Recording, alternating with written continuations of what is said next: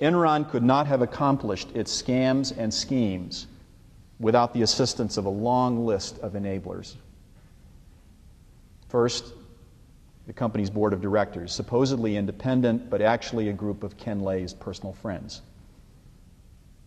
Second, the outside accountants, whose independence was compromised by the $50 million a year they were receiving in professional fees and by their management consulting relationship with Enron, which was entangled with their accounting relationship.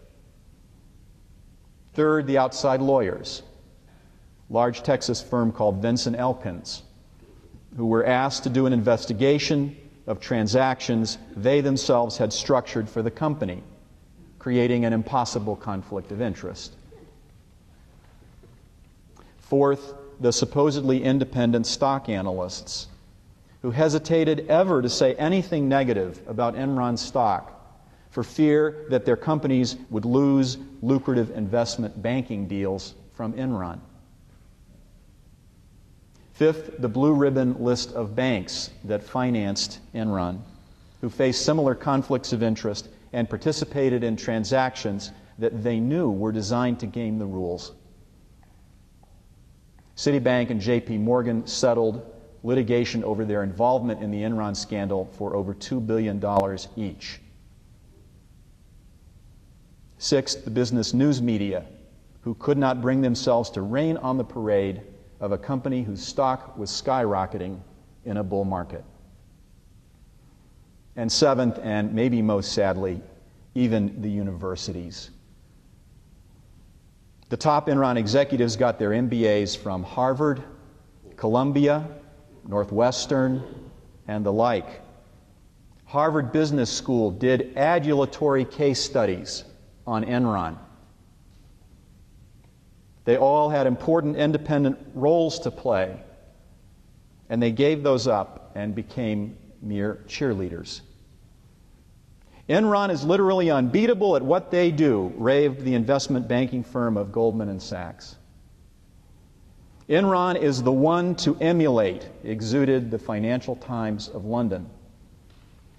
The standard for excellence in the industry, absolutely it will succeed, said Deutsche Bank, adding, all we can say is, wow.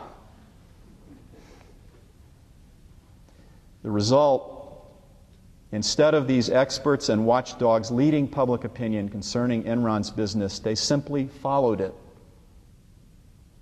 As long as the stock price was going up, no one would be a naysayer. Wow, indeed.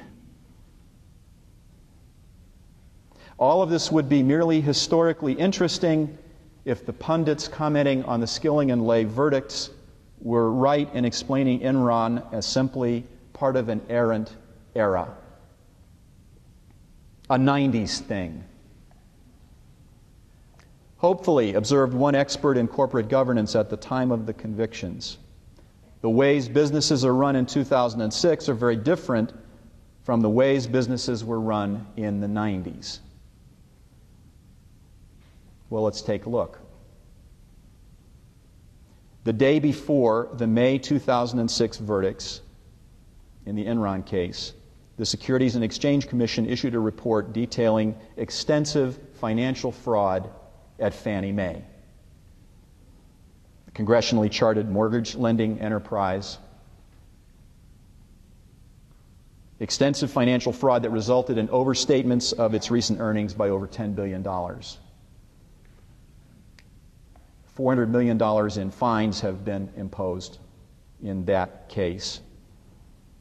A few months before the verdicts, American International Group, a large global insurance company, paid $1.6 billion to settle charges of deceptive business practices brought by insurance and securities regulators. The company publicly apologized and agreed to change its business practices. A year before the verdicts, United Airlines, operating under the supervision of a bankruptcy court, terminated its 4 employee pension plans, causing the largest pension default in the history of corporate America. United persuaded the court that it could not emerge from bankruptcy if it had to honor its pension obligations to make contributions on behalf of the employees. Those obligations had become unbearable because United had fallen behind on them over the preceding years. A complex regulatory framework was supposed to prevent that from happening by requiring companies to stay current on pension fund contributions. But the rules for doing the pension contribution math were so complex that the companies who wanted to look for ways to understate their required contributions could easily do so, and United was one of those companies. Within a month of United's termination of its pension plans, the Senate Finance Committee convened hearings. Reacting to the critical reports about this from the Comptroller General and the Pension Benefit Guarantee Corporation, the senator chairing the committee, Senator Grassley of Iowa, declared, "The rules are full of serious holes that need to be fixed as soon as possible. No one should make the mistake that this is an airline-only problem," he said. "The reality is that companies everywhere have used the same arcane pension funding rules." End quote.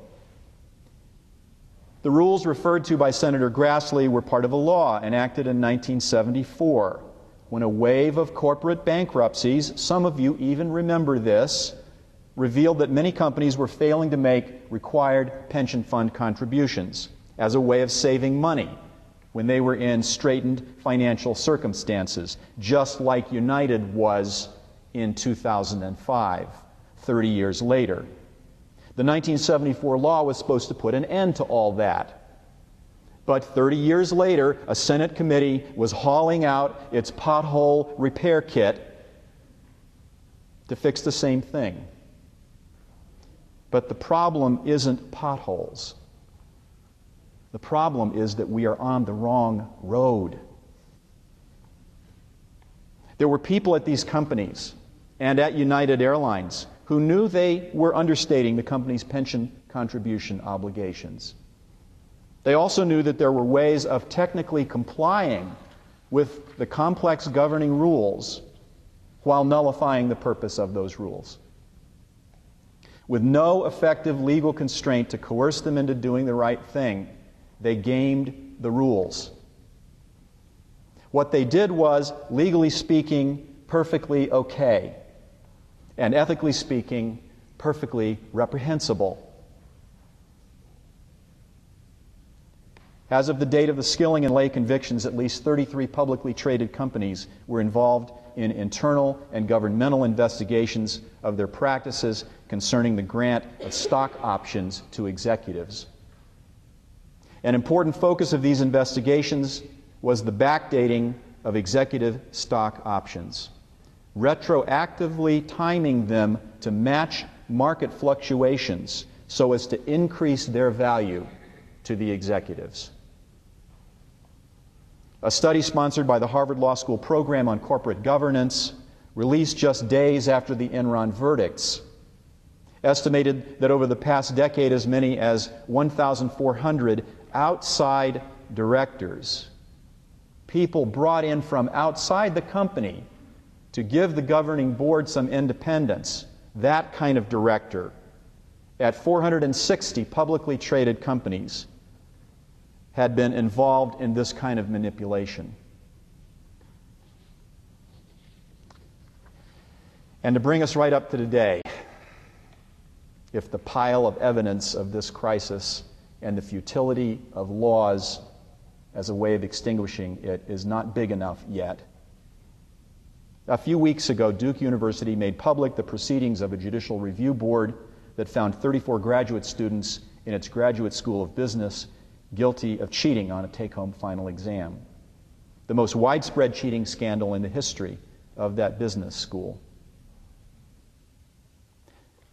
Looks like that errant era is still on the loose.